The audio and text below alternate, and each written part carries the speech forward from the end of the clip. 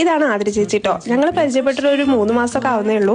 പക്ഷെ വർഷങ്ങളായിട്ട് ഇതുവരെ ബർത്ത്ഡേ ആഘോഷിക്കാത്ത ഒരാളാണ് കേട്ടോ. അപ്പം ഞങ്ങൾ അത് തന്നെ പ്ലാൻ ഇട്ടു, എന്നാൽ പിന്നെ ബർത്ത്ഡേ ആഘോഷിച്ചിട്ടല്ലേ കാര്യമുള്ളൂ എന്ന്. അപ്പോൾ സർപ്രൈസ് ആയിട്ട് കൊടുക്കാമെന്ന് വിചാരിച്ചു കേട്ടോ. Happy birthday to U.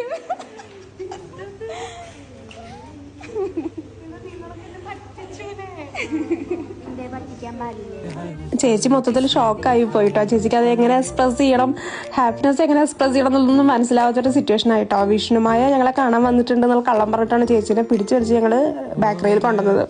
ഞങ്ങളെ കൊണ്ട് പറ്റുന്ന രീതിയിൽ ചെറിയ രീതിയിലാണെങ്കിലും ചേച്ചിയെ ഭയങ്കര ഹാപ്പി ആക്കണമെന്ന് മാത്രമേ ഞങ്ങളുടെ മൈൻഡിൽ ഉണ്ടായിരുന്നുള്ളൂ കേട്ടോ.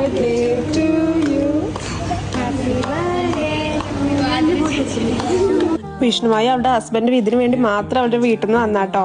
ഞങ്ങൾക്കിങ്ങനെ പ്ലാൻ ചെയ്യുന്നുണ്ട്, കാരണം അവള് ലീവിലായിരുന്നു കല്യാണം കഴിഞ്ഞിട്ട്.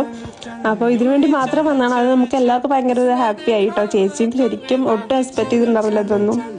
ഞങ്ങളെല്ലാവരും ചേച്ചിയുടെ ബർത്ത്ഡേ മറന്നതാട്ടോ ചേച്ചി വിചാരിച്ചത്. പക്ഷെ ഞങ്ങൾ നേരത്തെ ഒരു 10 ദിവസം മുന്നേ തന്നെ പ്ലാൻ ചെയ്തിരുന്നു കേട്ടോ. എന്ത് ഗിഫ്റ്റ് കൊടുക്കണം, ഇതെങ്ങനെ പ്ലാൻ ചെയ്യണം, വിഷ്ണുമായനെ എങ്ങനെ ഇവിടെ എത്തിക്കണം എന്നുള്ള പ്ലാനൊക്കെ ഞങ്ങൾ നേരത്തെ ചെയ്തിരുന്നു കേട്ടോ. അന്ന് ബർത്ത്ഡേ ദിവസം രാവിലെ പോലും ചേച്ചി ഞങ്ങളെ ആരും ഓർമ്മിപ്പിച്ചില്ല, ഞങ്ങളും തിരിച്ചു ഓർമ്മിപ്പിച്ചില്ല. ഞങ്ങളൊരു വിഷ് പോലും ചെയ്തിട്ടുണ്ടായിരുന്നില്ല കേട്ടോ. പെട്ടെന്നാണ് ഞങ്ങളിങ്ങനെ ചേച്ചിനെ വിളിച്ച് കൊണ്ടുവന്നതും ഉച്ചയ്ക്ക് ഇങ്ങനെ സർപ്രൈസ് സെറ്റ് ചെയ്തതും ഒക്കെ കേട്ടോ.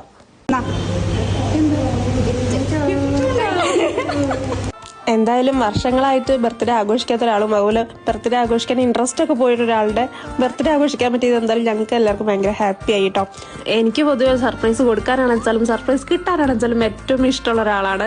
അപ്പോൾ എന്തായാലും ഇങ്ങനെ സർപ്രൈസ് കൊടുത്ത് ഭയങ്കര ഹാപ്പി ആയി കാണുമ്പോൾ നമുക്കൊരു ഡബിൾ ഹാപ്പിനെസ് ആണ് കേട്ടോ. പിന്നെ ഒരു വർഷം ഞങ്ങൾ ഇവിടെ ഉണ്ടാവുള്ളൂ. ആ ഒരു വർഷത്തിൽ ഒരുപാട് നല്ല മെമ്മറീസ് ഉണ്ടാക്കിയിട്ട് പോവാന്നുള്ളൊരു ലക്ഷ്യം മാത്രമേ ഉള്ളൂ കേട്ടോ. അതിനെന്തായാലും നല്ല പറ്റിയ ആൾക്കാർ എനിക്ക് കിട്ടിയിട്ടുണ്ട്, അതിലും ഭയങ്കര ഹാപ്പിയാണ്. അങ്ങനെ ചെറിയൊരു സെലിബ്രേഷനും കഴിഞ്ഞ് വിഷ്ണുമായ പോയിട്ടോ. ഞങ്ങളും ഞങ്ങളുടെ ലഞ്ച് ബ്രേക്കിൻ്റെ ഇടയിലാണ് ഇതൊക്കെ നടത്തുന്നത്. ഞങ്ങൾ നേരെ തിരിച്ച് ക്ലാസ്സിലേക്ക് പോയി.